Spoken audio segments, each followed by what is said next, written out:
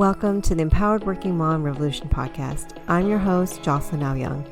Our mission here is to amplify the stories of all moms so that they can be seen, heard, and supported in their motherhood journey, regardless of whether they're balancing motherhood with an external career or choosing to dedicate themselves fully to motherhood. We believe here that everyone has a unique story, and we found that storytelling is an impactful way to connect and learn from one another. Because sharing and listening to each other's stories makes us feel connected, supported, and inspired. We're excited to bring you diverse stories from fellow working moms like you. So grab your favorite drink, get cozy, and listen in to today's story to feel acknowledged, encouraged, and most importantly, that you're not alone in your experience as a working mom.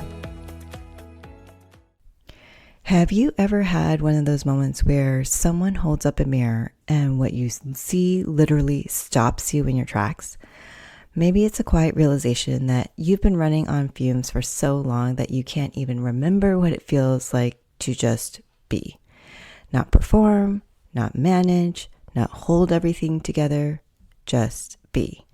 And that's exactly where today's guest found herself, and the moment that cracked everything open for her came from the last place she expected, her own child. Now, in today's episode, I'm sitting down with executive coach Gloria Synn for a conversation that I know is going to hit home for so many of you. We're talking about what happens when you've spent your whole life being who everyone else needed you to be. The perfect daughter, the devoted mom, the high-achieving professional, and what it actually takes to find your way back to yourself. We get into the shift from sacrifice to radiance, what it means to define your identity beyond your roles, and why you don't need a massive life makeover to start feeling like you again. Spoiler alert, it only starts with 15 minutes. So this is the conversation that I personally needed 8 years ago. I've been in that same place, the place where I'd lost a sense of who I truly was.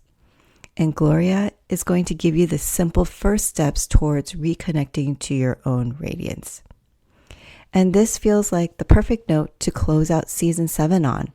I'm so grateful for every conversation we've shared this season, and I can't wait to bring you season 8 this fall. But first, if this episode is already resonating with you, I have a feeling this next part is for you too. Are you in the middle of an unexpected life or career change and trying to figure out what comes next? Or maybe everything looks fine on paper, but something inside you knows it's not. If either of those sounds familiar, then keep listening.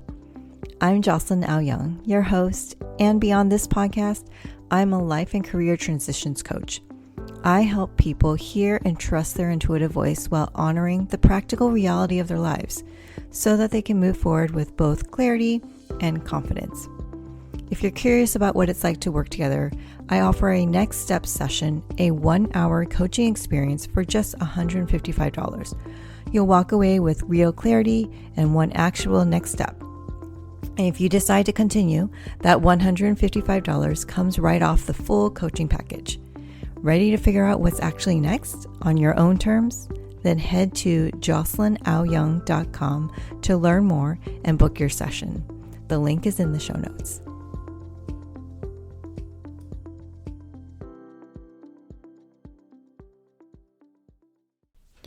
Alrighty, now back to today's episode. Here's a little bit about Gloria. Gloria is an executive and life coach with 20 plus years of leadership experience at companies like Goop, Nordstrom, and Gap Inc.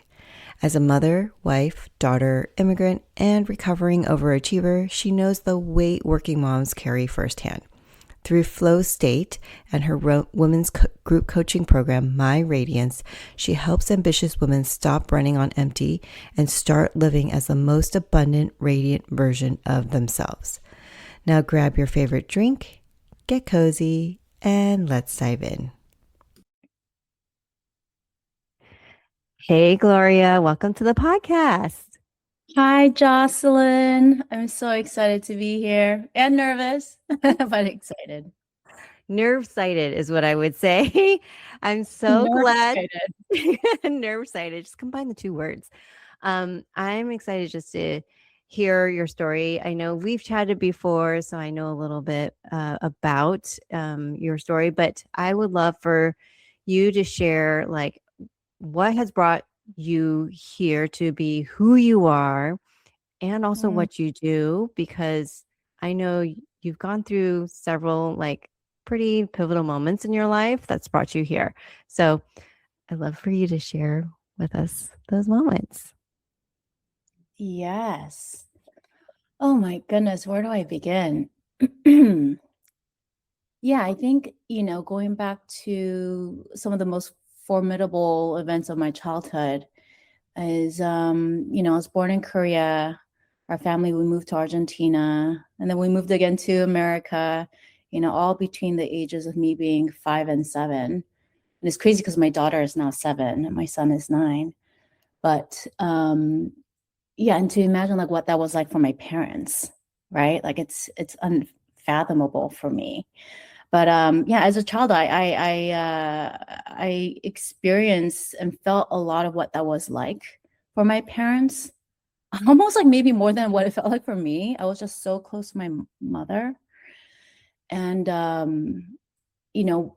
always thought, oh, I had a perfect childhood because I was so loved, Yeah. and I truly was. But at some point, I guess I was hitting my 40s, I came to a realization and acceptance that my childhood was a combination of being deeply loved and just living tethered in this sense of my mother's sadness. I just felt it so deeply as a child for some reason, and it breaks my heart now because I have a daughter. But I remember just always sensing it, and at some point as a child realizing that I was the one person that could actually make her smile. you know Mm-hmm. I would do these dances for her. I would get like perfect grades. um yeah, I was just 24/7 on mommy watch as much as I could. Yeah. um and I did everything I could to not add a single ounce of more pain or sadness or obligation or worry in her life as much as I could. And I only realized later in my life what weight it was for me to carry. Mm-hmm. That was not my own, especially as a child, and even now, so as an adult. Mm-hmm.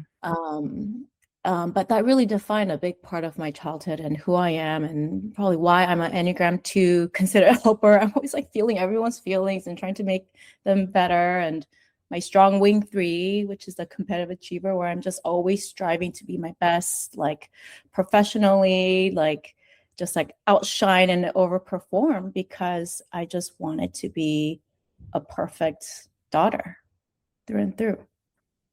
Um, and this probably connects to like where I am currently in my life, which is I'm currently now in a season where I've had that realization.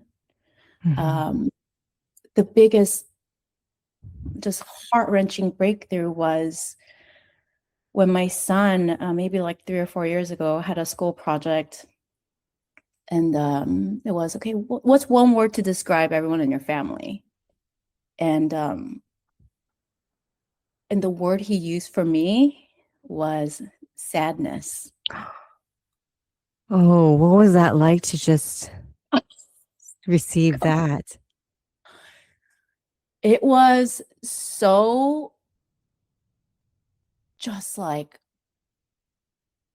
shocking. One shocking because I thought I was hiding it, right? It was a really rough period, like in my life, like career, young kids, Mm-hmm. marriage was rocky, just a lot of stress. But I thought I was like hiding it really well in front of my kids. But the fact that he said that was this like huge, just, I don't know. I feel like he like pulled my heart and like twisted, because that was a point in which I realized, oh my gosh, I thought I was doing better, but I'm like repeating the same patterns. Mm. like That you what I felt experienced like as a that. kid. Mm-hmm. Yeah. And that was a huge turning point for me because that's when I realized, I mean, we as mothers or just adults, we can't fake it. We can't fake the fun. Our kids are so intuitive, and they're the, like I say, like they're the thermometer, right? They'll like just check in Mm-hmm. on our temperature and where our emotional level is. And so I was like, if I'm gonna change something, I gotta start shifting something from the inside out, right? Mm-hmm. Like the truth of where I am and why I'm there and where I want to be. And I knew like where I wanted to be was more joy and abundance and feeling not depleted, but like fully resourced. Yeah. And I didn't know how, but I knew that was a moment where I knew I had to get there, like no matter what. Like Yeah. once it was a duty of like I gotta break the patterns for my children, like oh my gosh, like it felt different. For better for worse, they had to go to that place, I guess. And I'm happy to report, like 3 years later, my daughter had a similar exercise. This one she had to write it out on paper, but it was like my mom, and she drew flowers, and she said she is joy and playful. Oh, You that's know, the opposite of sadness. Yeah. yes, and like that didn't surprise me because Mm-hmm. that is how I feel. And I was just kind of in awe of how much things can change in just a span of 3 years and how grateful I am, to have really shifted my essence from the Yeah. inside out. Um, yeah, to just really rewire this core value I held for so long around sacrifice and like shifting that into this new core value that I call my radiance. My radiance starts from the inside out. Can you speak about that journey over the last 3 years? Like that moment where your son, saw you with that word of sadness. It was like he was holding a mirror to you and making you be really honest with what you're feeling internally. But Hmm. how did you, like, what are the things that you did in that time of the 3 years to where you are now to really literally shift like from into radiance, right? So like, can you share? Because I can imagine for those who are listening, they're like, what did you do? Right? Like, what did you do as part of the process? Yeah, and when you ask me like what did I do, it just I have to put it just puts a smile on my face because the truth is I don't think I was that courageous. I don't think I did a lot. I think it just was just a series of me being forced to surrender, Mm, to truly just surrender, you know.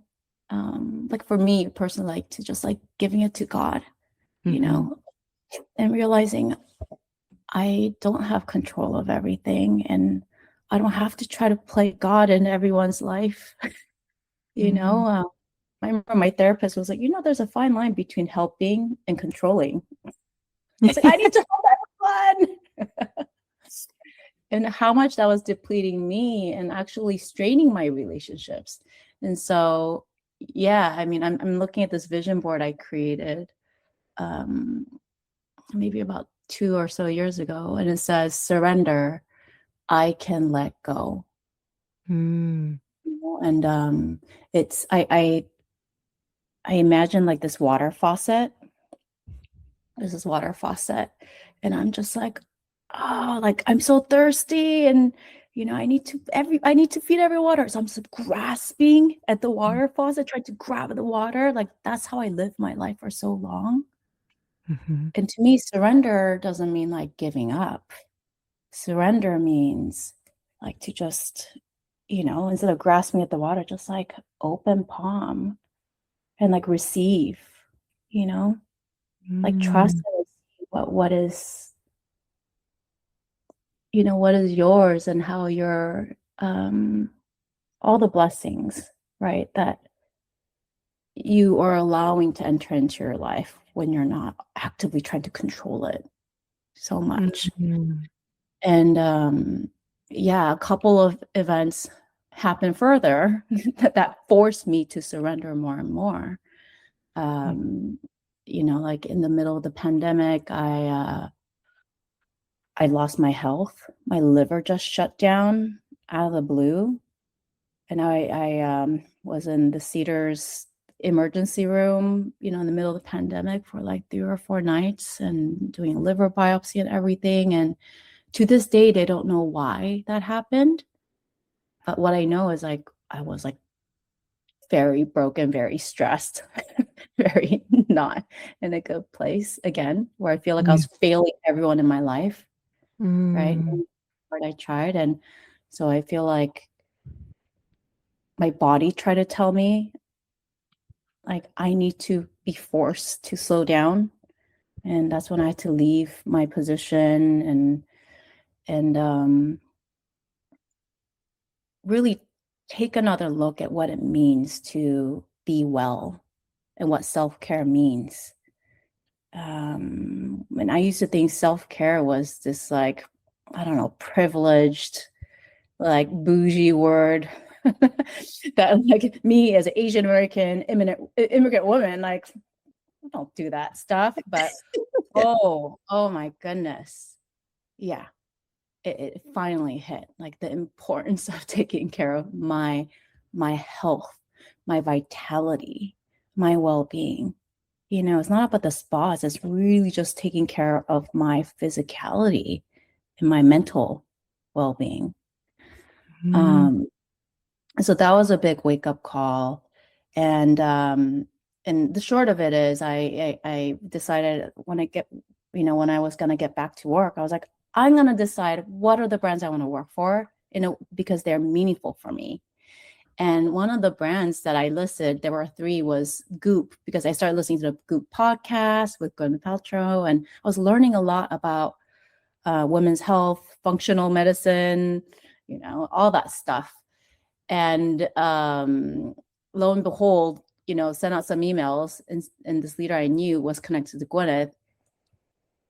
And before I knew it, she responded to this email that I didn't even like probably like copy edit. She was like, "I'd love to meet you, you know, in a month." And that's when I was asking people, do you know of any leadership roles in the pipeline at, you know, Goop and these two other brands?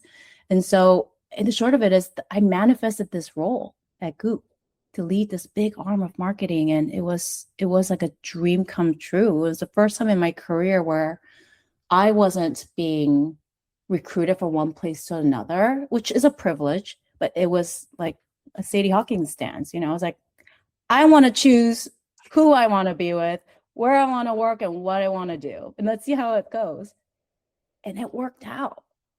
Um, so I mean, still looking back, it's kind of amazing how life works out that way when you decide to just like step into your power and go for it.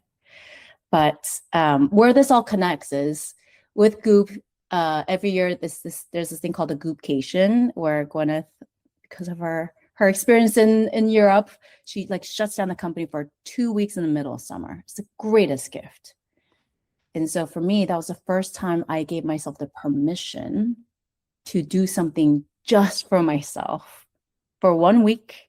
And then I said, I'll do the second half, I'll do something with my family. And I decided to go to Esalen, which is this beautiful, beautiful, just, I don't know how to describe it, but like this beautiful center about self-exploration, right? In Big Sur. And that was my first time again, like giving myself the experience away from family, being in this beautiful retreat. And when we had to introduce ourselves, the facilitator, the moderator, he said, okay, we're gonna go around, everyone introduce yourself, but you can't say what you do for work. You can't say where you live. You can't say where you were born. And you can't mention anything about your family. And I remember I was like, What do you, how else do I introduce myself? yeah, what do you say? What do I say? It's always about like, I work here, I'm a mom, I'm a wife, and I live here, I was born here. And I remember that was like another just like huge visceral moment for me of like, what the heck? Like, I don't know how to introduce myself without my roles. And I remember when it came to my turn, I said, I need to skip, but I think that's why I'm here.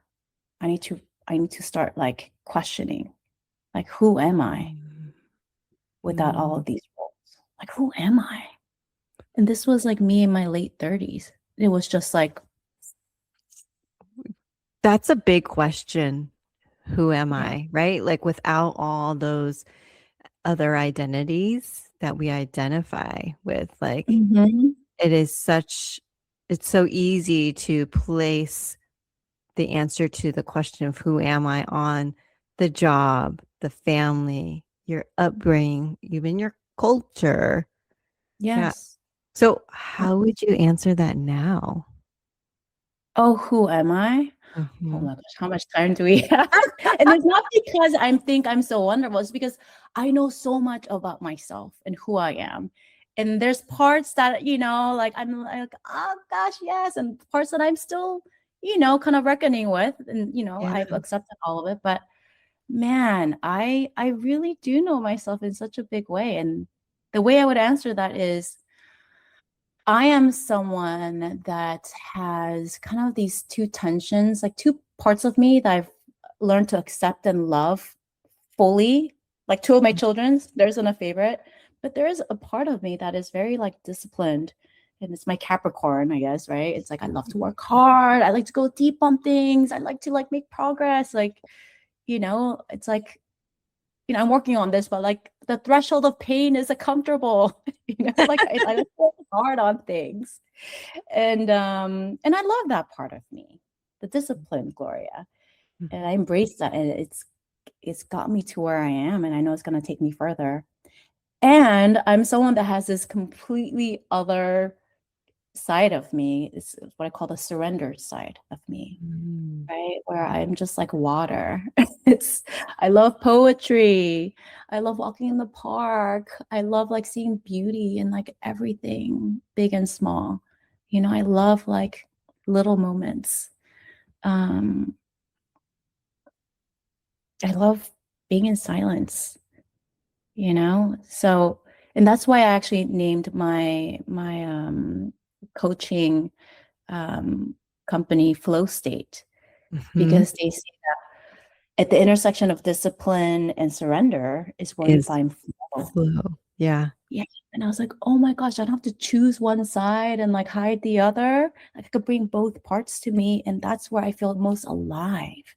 And I think that is my gift. And so I'm like really leaning into it. I have this like tender heart, which I used to be ashamed of, but now I know it's my superpower. That's why I Yeah. love facilitating groups. I can sense things. And I'm brave enough to like name them in a safe space, and then I have the ability to work hard and get after my dreams. And that's why there was this weird exercise, this other retreat I went to at Modern Elder Academy, where it was like, what would be your bumper sticker or what would be written on your tombstone? Mm. It could be bumper sticker or tombstone. Mhm. And what I came up with was, I can move hearts and mountains, Ooh, I love that. you know? And that's who I am. And I love it. And I'm celebrating it. And I'm stepping into it in like the biggest way I can, not because I think I'm all that, but at the end of the day, I feel like it's both my privilege and my duty, like where I am right now. And just me in the lineage of all of my mother and my grandmother and my daughter and like I can imagine like the left and the right sides of us all holding hands, and where I am, Mm, magical, right? I have so much privilege. And then so now it's my duty to really not make myself small in my life, but to just live into whatever are my greatest gifts and passions, and do it and share it in a way that for me is at this intersection of joy and service, is like mhm. where I feel so radiant and so alive and so blessed, because there's this like full sense of alignment, right? Yeah. I can hear, well, one, I love the contrast between discipline and like the heart, right? Because it's so like, and then the melding of the two is so like it's just like so such a beautiful kind of juxtaposition of both concepts, right? And that's what drew me to you, Gloria. And when I first met you, when I saw the name, I was like, flow state, what? Like that? Because how I experienced that when I saw that, and I remember Mhm, like in the workshop where you met, I was like, ooh, I love that name, flow state, because you had logged in mhm, as float state and my first thought was like, this sounds like a really interesting person because there's something to name yourself, your company flow state, of the work that led up to that name. And that was mhm, my thought of like, oh, I want to hear how they came up, how you came to that phrase. Right? mm, And so, like, just even the picture of, like, heart and mountains, I'm like, "Oh, that's so pretty," like, how you're melding the 2, right? Like, it's like and then I think about, like, if I bring myself to, like, 5, 6 years ago when I started my own mhm, journey like you, right? I would've like, my first thought was like, how do you even start answering those questions of who am I? Like, where is even the first step, right? Like, because that is such a huge question. I know you and I are both coaches, you're a facilitator, right? Like, it's a question sometimes we ask our clients, and sometimes it's like a deer in the headlights, like, I don't know. But like, mhm, what would you say would be like a first step to start like mhm, exploring that question for oneself? Because I can imagine for us moms who have, and this is assumption, but I've been there, you're so entrenched in this identity of mhm. motherhood and you kind of lose a sense of self. Yeah. And so, like, even the question of who am I could be really triggering because it's like, it's almost a mirror to yourself of like, so what Mhm. would be your first, I guess, suggestion or invitation for Yeah. someone who's listening of like, oh my gosh, I don't even know. Yeah. Well, I mean, I want to start off with like, if I can do it, I feel like anyone can do it. It was so Yes. hardwired as a helper, giver, like sacrifice is beautiful, So I really mean it. If I can do it, we could all do it. Yes. And I realized I didn't answer that question earlier when you asked it. And uh, I'm just gonna say it really starts with little things, like little Mm, things of just almost like checking in with yourself and being curious.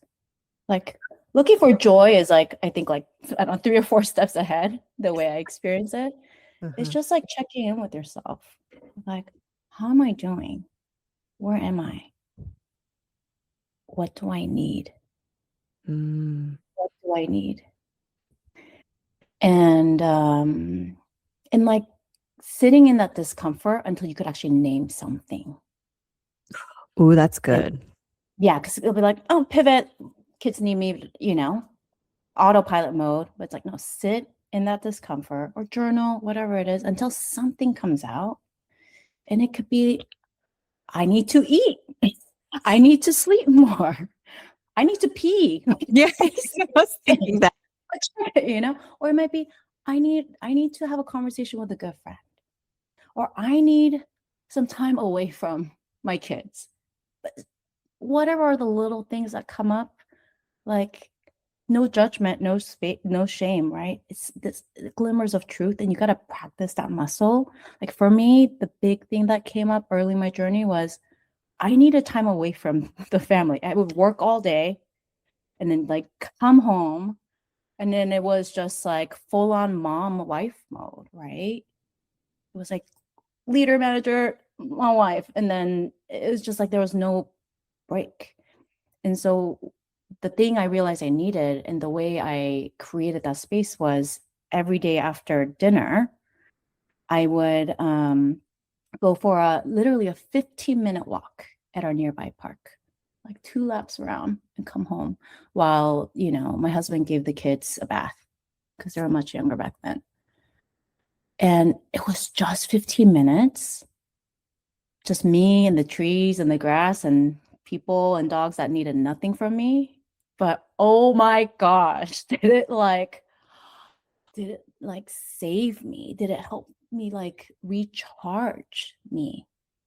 And I would come back home when the kids are like coming out of the bath and everyone's fighting and I will be so much more calm and collected, right? Yeah. And I say both, that's all it took, but I will say it was, even getting that was hard because, to be frank, like no, my family wasn't used to me leaving in the middle of the evening for a walk. My daughter will hold on to my legs and be like, "Don't go, mommy." That was the hardest, to be like, I need this and you're gonna be okay. Dad's Yeah. home. Like I had to like fight for that 15 minutes with all my life. But that was a beginning of like building this momentum, right? Where my family actually experienced, oh my gosh, mom feels different when she comes back from that walk. Go for the walk, mom. It's just, you have Yeah. to experience things and experiment, but those little things. And then from there, like stay curious about what else is like pulling you. And I say pulling you because it's a different feeling from like the pushing feeling of, oh, I should do this. I should go work out. I should lift weights. I should call my mom. It's so different, the sense of like what's pulling you. Mm. Pulling me was, like I did guitar lessons with my son like a few months ago. Like that doesn't need to be an end destination. What was pulling me recently was Qigong. And so Mm. I went to like a Qigong retreat with a bunch of people that knew Qigong and I didn't. But I am now at a phase where I'm allowing myself to create a little bit of space and silence to even like check in with, how am I feeling? How am I doing? Like, what do I need right now? And like, what are the little tugs in my heart? And can I honor them? Can I explore them? Right. And again, it could be as small as a walk around your block or as Yeah. big as, taking a big trip. Yeah. I love how you broke that down, like the questions to be asking ourselves, but most importantly from a space of curiosity, right? Mm, Versus shoulds, right? mm, mm, And so and I like that. I like how you framed the pulling aspect, right? Like what pulls you, what draws you, right? Because like I think we're so conditioned to like, oh, we should do this, or you know, I am told this would be helpful, right? Like, but a it's to-do list of yeah, wellness to-do and list. care. Oh yes, to-do list of Yes. wellness and care, right? Mm-mm. Um, so how is that like this work of redefining being well and self-care? How has that helped you navigate through like challenges that you've experienced in your life? Yeah, I mean, I think of it as kind of like this well. We always hear like, what is it? Uh, you got to refill the cup. And I've heard that Yeah, my yeah, whole life. yeah. I mean, it's like, yeah, yeah, sure. But truly, and I think really the big trick is like going on some amazing Italian adventure might refill your cup for a bit, but how do you find a source that is going to be replenishing, right? That is Mm, accessible in your real life. yeah. And for that, I think it's really about, again, like for me, how I found it was if I anchor back to my new core value of radiance, it is about checking in with like, what do I need right now? And it can shift, right? Sometimes it is more sleep, sometimes it's exercise, sometimes it's more connection, sometimes it's new artistic hobbies or whatever it might be. But I think it's just always like realizing if I'm a vessel or a well, just knowing when the gas is low and before it's like completely depleted and I'm not at my best self. And that doesn't serve anyone to, I call Mm, it running around with a little flashlight, be like, who needs my help? And I'm just like, battery's gone, right? No, like it is the least selfish act to check on your well-being, your radiance first, and then sit with curiosity of like, what do I need right now to like fill that back up again?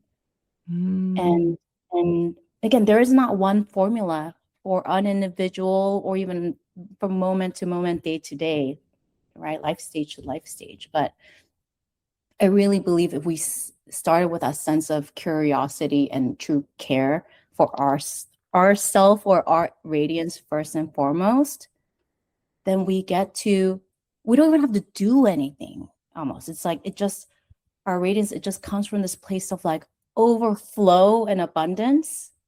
We're mm. just being energetically in every room we enter. Yeah. We're like emitting more joy, hope, playfulness, service, whatever it is, right? Like the things that my children felt for me that were so different. And so it's like then it comes ease. I was like, what? You mean I could be helpful with ease? Like that's insane. I got to Yeah, I know. That's the I got Enneagram to too. Yeah. I was like, what? Like breakthrough. But I was like, oh, this is what it means to truly live a life that is congruent. Doesn't have to be this grit and hustle all the time. Like Mm, you just have to start with like my radiance, knowing that again, like in my corner of the universe, in the communities, families, friends, teams that I'm with, like how do I show up as the most radiant version of myself is yeah. the thing that I really kind of prioritize, Yeah. as much as I can.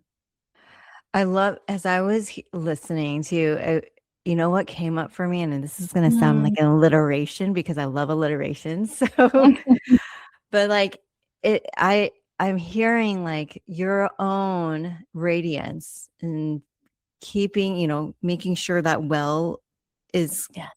continually be full. It creates that radiance in you that supports your resilience. Yeah. Right. And I was like, and it's in a, I don't know, I'm like hearing it as like resilience, not in a forcing function, but in a very flowing function of like Yes. radiance naturally exudes resilience through any season of life or any challenges. Like there's this, it's almost like I'm imagining like a floating Buddha, right? Like like and they're Yeah. radiating, right? Like that's kind of like the image Mhm. I'm I'm like imagining. But I was like, oh, that makes a lot of sense, right? Like that Mm. radiance just emanates outwardly, that no matter what life brings you, you that radiance gives you that underlying resilience. Right. It's almost like you now no longer are the thermometer absorbing other people's energies and what things are, but you're the thermostat, right? You're like, ooh, I gotta cool down this room, or like, and it's like I say, my radiance is like to your point, resilience, where it comes together is it's me in my power, in my feminine power, which I think Ooh. is like strongest in the world. You know, Yeah. we think of power as this masculine power that's like domineering, powering over. But I truly believe, I mean, I hope there aren't too many male listeners here. I truly believe the feminine power is even more powerful, but it looks Yeah. different, It looks right? It's not a different. power over, Yeah. you know, it's a radiance that comes from inside and out and like just shines a light on everyone, you know, that they Yeah. love and all the spaces that they're in. Yeah. And that power is just, you know, I'm thinking of, is it MLK or Rumi? You know, you can't fight darkness with darkness. You could only fight darkness with light. And I Right. think that's the type of light that women in their radiance can bring that is so powerful and so reverberating, you know, I and the love reason why that. I'm so passionate about helping other women figure out how to find, rediscover, and recharge that radiance. Yeah. Okay, so beautiful. And this is a good segue into I want to can you share about Radiance, because I know what you're building and also what you're going to be offering. So I wonder if this would be a good time for you to share about that actually. Yes. And thank you so much for the opportunity to even like talk about it because Yeah. it's been such a long journey for me. Because it's something that is so tender and close to my heart. You Mhm. know, it's called My Radiance, and it's a women's group coaching journey, you know, where we meet once a month for, you know, like 6 to 8 months. But it's really about helping women rediscover and honor like different layers of self, right? So, like one month we would focus on like honoring my past. Another month is honoring my voice. What are the stories I need to tell? Like me, like I'm like, oh, I have to tell you everything, Jocelyn, right? I have like so many stories. Every woman has a lot of stories that are untold, right? Yeah. Like another chapter is, or a month later is like honoring my patterns, like understanding what are my patterns and like where is it coming from? And how do I want to shift that? That's a little bit more like on the coaching front. Honoring my desires, like what are the little seeds that want to break through. I actually need to like water it, nurture a little bit more, right? There are all these layers, I believe, to each of us, men and women. But you know, I'm passionate about women. Yeah. And like how can I create a container in a safe and slow and intimate, intentional place for women to explore that within themselves and to do it in a community of other beautiful, like-minded women. Because one thing I didn't mention when you asked me, like, how did I get there? What are my tips? And, you know, I forgot to mention, oh my gosh, community is everything. Mhm. Like, it's so hard to do this alone. And for so long, my immigrant mentality was like, don't ask for help, don't bother other people, don't spend money, don't, you know, like, figure it out yourself, figure out yourself. But oh my gosh, like the power of community, the power of individuals coming together, and the magic that happens when, especially women, like when we can like like listen to each other, mirror each other, honor each other, validate each other, hold each other accountable, like that is magical. And that's the container I'm trying to build here with my Radiance and this women's group coaching journey, because I do a lot of one-on-one coaching and I love it. And you know how I became a coach was working with a coach who like literally changed my life. And I think there's something that is so unique and powerful about gathering a group of community together to individually do our work and then to witness it together. So Mhm. that's essentially what my Radiance is. And it's, you know, there's got to be an in-person cohort, an online cohort, and my heart gets so like full when I think about it, um, because it's something that I wish I had earlier in my life. I'm still working on my Radiance. I haven't, I don't have it down. So I actually need this community to keep me accountable too. But truly, when my friend asked me, why do you want to do this? Like, why do you feel the need to do this? Your coaching business is fine. You have a lot of things. And I realized like, I want to do this to honor my mother. You know, it's like all the lessons she taught me along the way. And like a program like this would have changed her life. Or just a community of women would have changed her life. I know that. To feel seen and heard and have a space to speak and even just try to figure out, not knowing what you need to figure out. So yeah, that's my why. And that's why I have this like deep sense of conviction and passion to do this and take it to the finish line, even though there's so many moments where I'm like, oh, I'm scared. but it's happening. I'm committing to it, and I'm really excited to see like what unfolds from it. I really love how you shared the why, because I could feel the importance of the why.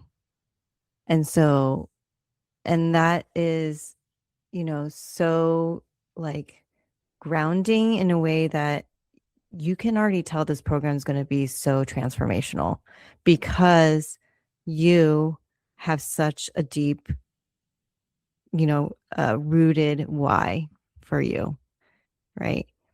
And so, when is this launching, and when can people sign up? Oh my gosh, so this is making it really real. Yes. It's the program itself I'm launching in September, because I know summer months are so busy and hectic for families, and I have a family of my own. Like, I know how that is. So hopefully all the kids are back at school and we're just coming out of summer. So it's launching in September. And I'm a marketer at heart. So like the date that I've committed to myself and some of the community of women around me is on June 5th. I'm gonna like make it public, because June 5th is my mom's birthday. Such a powerful honoring of your mom. Yeah. It's funny. I don't think she knows. I mean, I know she doesn't know I'm doing this.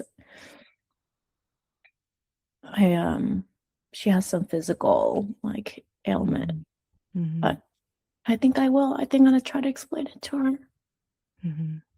Yeah. What an honorable gift to both your mom and to also like your younger self. Right? Because I see this is something that you're building that your younger self needed for your mom. Oh, yeah. I didn't think of that. I thought you meant my like 30s self. No, you mean like the You're daughter. younger. You're the young, the inner child in you. Yeah, the one that wanted to help so much, but I couldn't. And so you're helping that version of yourself there. And that's such a beautiful, y'all, you guys got to jump on this opportunity. I'm just letting you know. And I know when this episode is launching, so I know it's going to be open already. So y'all better, this is like super transformational to be able to, and especially in this age of AI community and being together with people is so much more important and valuable in this season that we're all in, and to be able to connect in a deep way here, connecting with other people, but connecting with yourself most importantly, right? Yeah. Oh my gosh. Okay. And that is the greatest gift you could. And again, it's okay for you to want it alone. But what I know about me is I struggle when that's where it ends, to be honest with you. So it actually like gives me this sense of relief when I think, oh no, taking care of me is the greatest gift I could give to everyone I love in my life. Again, like to your point, when I think about me as that daughter, carrying the weight of our mother's sadness, like, my gosh, I do not want to do that to my children. Like it's stopping right here. Yeah. You know? Yeah. That brings me a lot of joy. Breaking generational patterns. Yeah. That's They'll awesome. have other traumas from me to work on, but not this one. So, as we're wrapping up here, what are some lasting words of wisdom that you would like to share with our moms?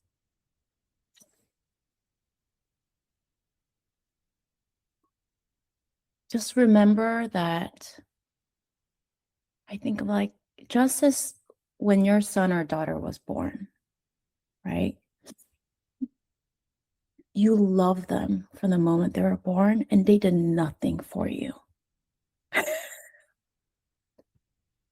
They contributed nothing other than just their essence and their being and who they were. And they're already unconditionally loved, right?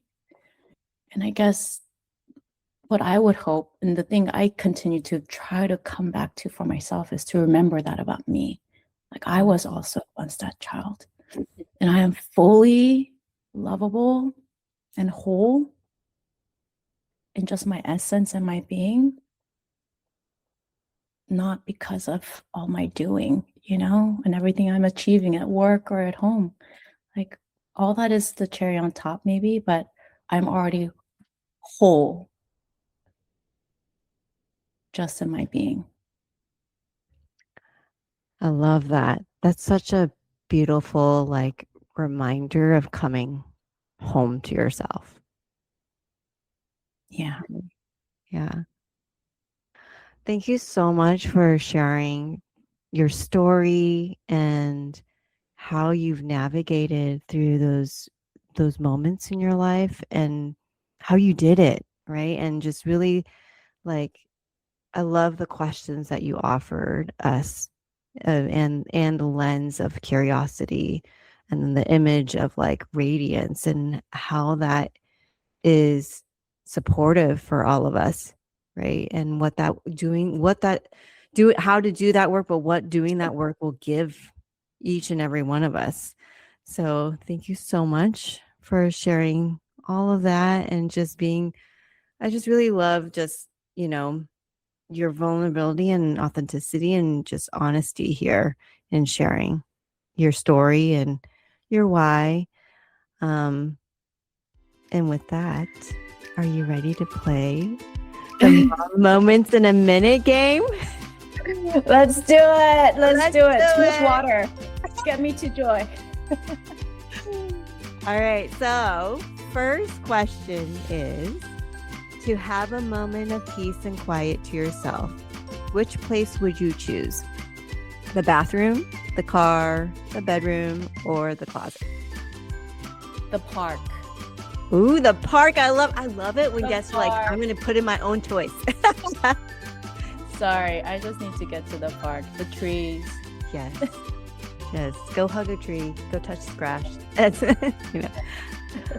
Second thing is, what is your favorite thing to do with your kids?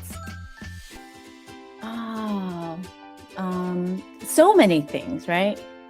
But I'm gonna cheat again and say two things. One is just like, I just like laughing with them, right? Like just like allowing myself to like meet them at their joy, because children are so joyful in those moments. And the second thing I love doing with them is, as they're growing, they're 9 and 7, is taking one-on-one trips with them. So my husband and I do that sometimes, and oh my gosh, it's amazing what happens, in that one-on-one time that is extended and overnight, if possible. Like you see them and they see you without their sibling, without everything else. It's my favorite thing in the world. And it changes every time I do it because they keep growing. I love that. I love that. The trips just with one kid at a time. Yeah. Yeah. Last one is to relax. What would you choose? A spa, a hike, a nap, read, or craft? Or you can insert your own choice. Relax. To relax. Yeah, for me, inserting on loan is again checking in with like, what do I need? Sometimes I need to read. Sometimes I need to hike. Sometimes I need to go to the spa. So I think, yeah, I think I need to check in with myself and figure out what my radiance needs. And I'll go after it. I love it. I love how you just tied it all together right there. It doesn't have to be all at once, just situational. All right. Thank you so much for being here on the podcast. How can people connect with you? Like, where can they find you? They can find me on, so my main website is called flowstate.com, but it's ST, the number 8 TE instead of A, flowstate.com. And that's my main coaching website. And then from there, I'm creating the My Radiance arm. But flowstate.com is a great place to start, or you could email me at gloria@flowstate.com. And yeah, I'm really excited to see what amazing women I might be able to meet, through this connection. Yeah, I'm so excited. So y'all better check that out. The link will be in the show notes. And thank you again, Gloria, for being here on the podcast. Thank you so much, Jocelyn, for creating this space. And yeah, thank you so much for this gift. Yeah, you're welcome. Hey, mamas. I hope you enjoyed and feel empowered and seen from today's conversation. Here on the podcast, our mission is to amplify the stories of all moms so that they can be seen, heard, and supported in their motherhood journey, regardless of whether they're balancing motherhood with an external career or choosing to dedicate themselves fully to motherhood.